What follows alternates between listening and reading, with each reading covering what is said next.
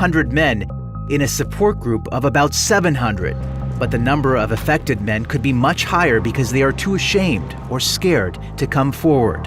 Retired Major Kashmil McKenna is a lawyer who now represents many military members, including Rachel, who feel the internal armed forces justice system has failed them. Most members of the Canadian Forces assume that a legal officer with the JAG automatically represents them. The truth of the matter is that no. The legal officer is there to represent the organization and to advise the chain of command. So you're scared to have reported in the first place, and then when you do, there is a fear that if you push things along too quickly, then that could ultimately sabotage your career. The moment you bring a grievance like that, and the people who are supposed to be the one who are going to mold and shape and advance your career are all implicated, where does that leave you? It leaves you where Rachel is. Rachel has been a master corporal for 23 years. For 23 years. And for nearly half that time, she's been fighting the Canadian Armed Forces, watching everyone around her get promoted, except her. So being raped and sexually assaulted and sexually violated repeatedly by members, some of the same rank, many superior to me, was bad enough.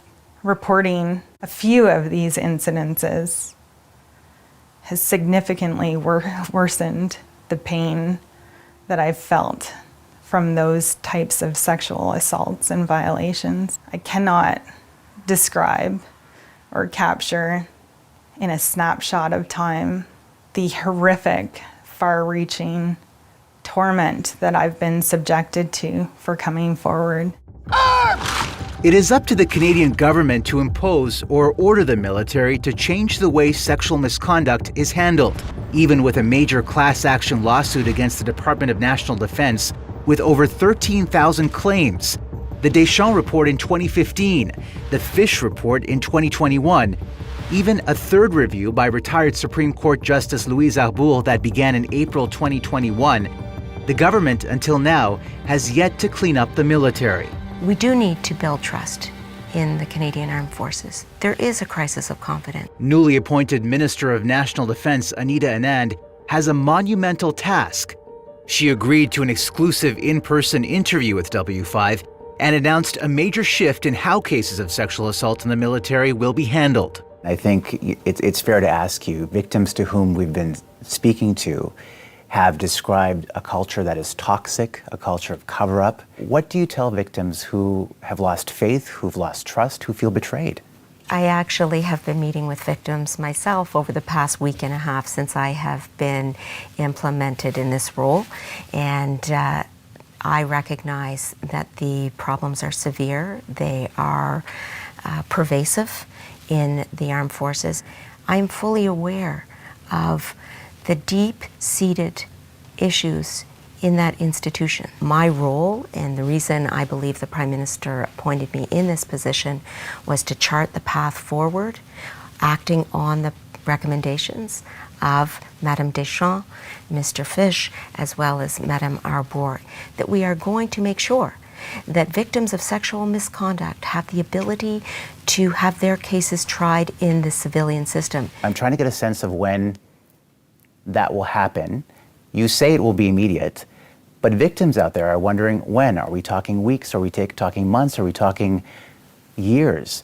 What we are doing is taking Madame Justice Arbour's recommendations and, having just received the letter, beginning to ensure that they are implemented right away. I am loath to say before the end of the year because I'm not the type to overpromise and underdeliver. And so when we have a timeline on the precise dates of implementation, I will come back and I will set those out in full. With no timeline to move any of her cases to a civilian court, Rachel's message is clear.